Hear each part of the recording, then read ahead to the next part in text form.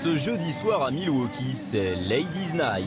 Les amoureuses d'Harley-Davidson viennent célébrer leur moto dans le sanctuaire flambant neuf de la marque, le musée Harley.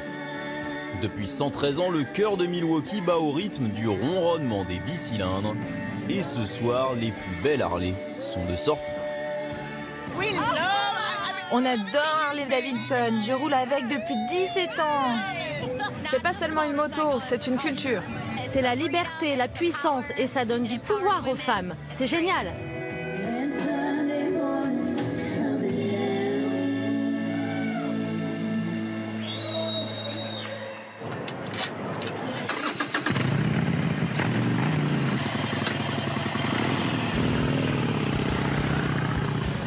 Bienvenue à Milwaukee aux États-Unis, dans le Wisconsin, et écoutez ce son. Celui de la nouvelle Harley Roadster.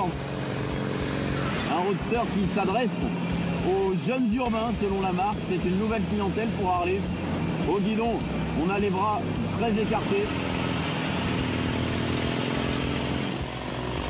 Nous allons tout vous dire sur cette marque légendaire et plus que centenaire, son passé, son présent et aussi son avenir avec une Harley électrique.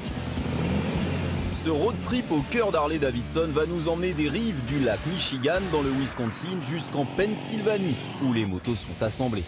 Nous débutons au nord-ouest de Milwaukee, dans l'usine des moteurs.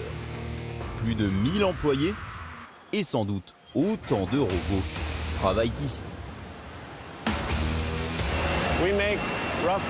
Nous fabriquons environ 260 000 moteurs et boîtes de vitesse chaque année.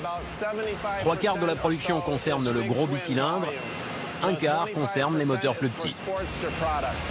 L'usine est ouverte aux visites. Les touristes viennent ici percer le secret du légendaire bruit d'un moteur Harley.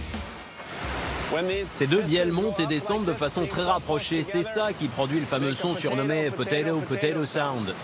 C'est le son caractéristique des Harley. Un tube depuis plus d'un siècle. Le premier moteur bicylindre date de 1909 et le son n'a pas vraiment changé. Le musée de Milwaukee retrace l'histoire de la marque.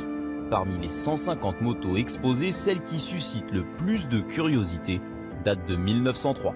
Oui, la première Harley-Davidson ressemble à un vélo et c'est normal. À l'origine, les deux cofondateurs, Arthur Davidson et William Harley, ont simplement ajouté un moteur au vélo qu'ils utilisaient tous les jours pour aller plus vite. Cette moto fut fabriquée en partie par l'arrière-arrière-grand-père de cet homme, Bill Davidson. Aujourd'hui, ce membre de la famille fondatrice dirige fièrement le musée. Ici, nous sommes à quelques kilomètres seulement de la cabane historique dans laquelle mon arrière-arrière-grand-père a conçu la première Harley. C'est dans cette maisonnette en bois, ici une réplique, que la légende a commencé. Il faut imaginer 4 personnes travaillant dans ce petit espace de 14 mètres carrés. Il y avait William Davidson, ses frères Walter et Arthur, et leur bon ami William Bill Harley. Une histoire de famille qui a failli s'arrêter. En 1969, Harley-Davidson est en quasi-faillite. Un scooter a même été fabriqué pour relancer les ventes, mais le constructeur ne peut éviter le rachat. Jusqu'en 1981, les nouveaux propriétaires se battent face à la concurrence des motos japonaises avant de jeter l'éponge. Une partie de la famille reprend les commandes avec succès et toujours au même endroit. Impossible de ne pas passer par ici quand on visite Milwaukee et Harley-Davidson. C'est le lieu historique de la marque. Rappelez-vous la cabane en bois, elle était installée ici, à la place de ces bâtiments en briques rouges. Depuis 113 ans, le lieu historique n'a pas changé d'endroit. Une histoire que Jim Freaky connaît par cœur. C'est le conservateur des archives Harley-Davidson. Des centaines de motos sont conservées ici comme un trésor, une zone interdite aux caméras. Ces portes s'ouvrent exclusivement pour vous.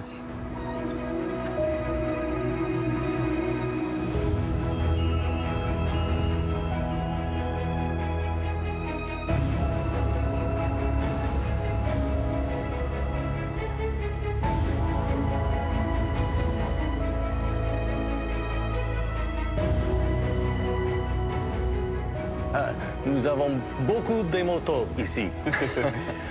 Nous les conservons pour l'histoire de la marque. Harley-Davidson accorde une grande importance à son héritage.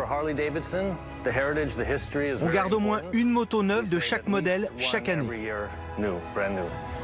Cette moto, par exemple, n'a pas été commercialisée. C'est un prototype qui n'a jamais finalement vu le jour. Nous avons des motos de notre passé sportif en superbike. C'était dans les années 90.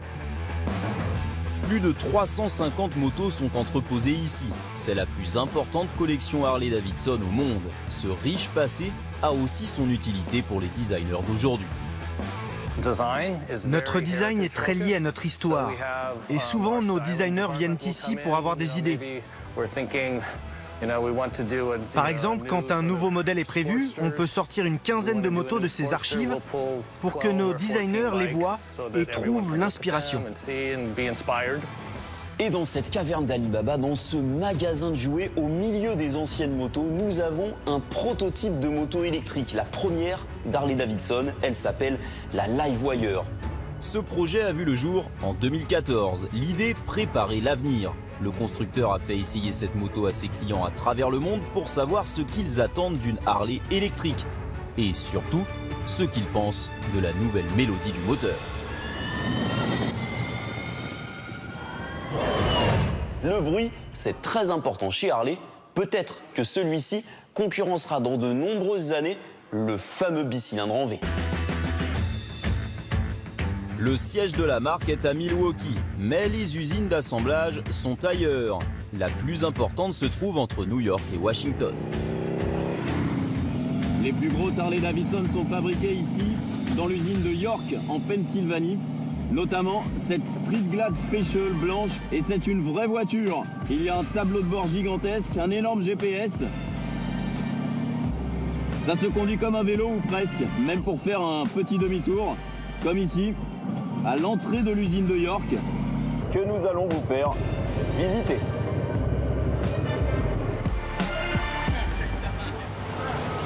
Les moteurs ont fait une longue route de Milwaukee jusqu'ici et dès qu'ils arrivent, ils sont installés dans le châssis. C'est la première étape, le cœur de la moto. Depuis 1979, les Harley mythiques sont fabriqués ici. Road King, Electra Glide, Softail, mais aussi le Trike à 3 roues et les versions spéciales de la police. Nous avons une seule ligne d'assemblage et nos différents modèles sont fabriqués dessus. À la fin de la ligne, chaque exemplaire est démarré et testé. Il y a 2 usines de fabrication aux États-Unis, celle-ci en Pennsylvanie et une autre à Kansas City dans le Missouri. À l'étranger, nous en avons aussi 2, une au Brésil et une en Inde.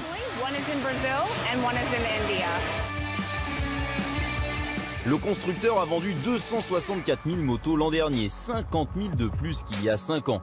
Le défi des designers est de séduire une nouvelle clientèle moins friande des grosses Harley traditionnelles.